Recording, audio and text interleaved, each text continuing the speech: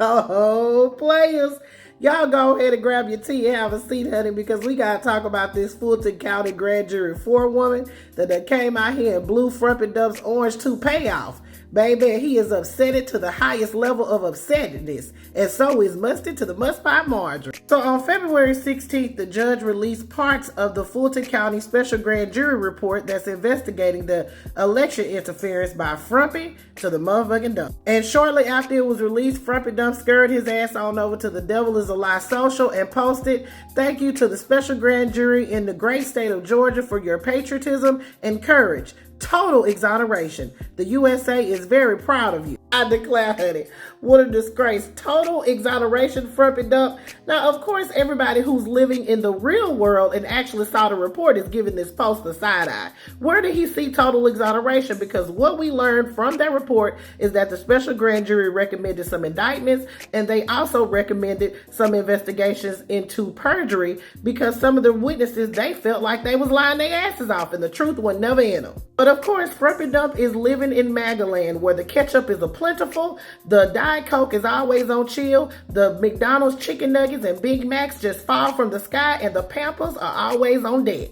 And the Fulton County Special Grand Jury forewoman that came out and confirmed what we already knew, honey. That Frumpy to the motherfucking Dump and whoever conspired with him to interfere in the Georgia election need to be worried, and they need to be worried expeditiously. According to Emily, the Fulton County Grand Jury recommended multiple indictments. Emily Coors served as the leader of the 23-person special grand jury, which met behind closed doors from May 2022 until January of 2023. They heard testimony from 75 witnesses. Now, she made it very clear that she was speaking for herself, not the grand jury as a whole.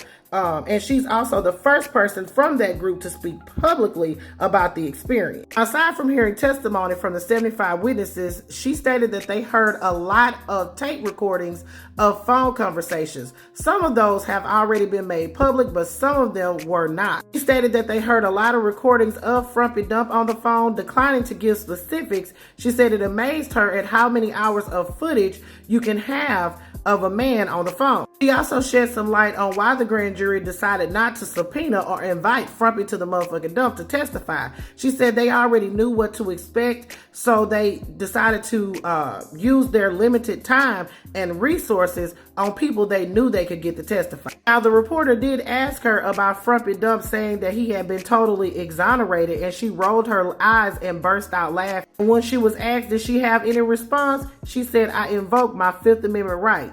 That's what I have to say." Not a short list.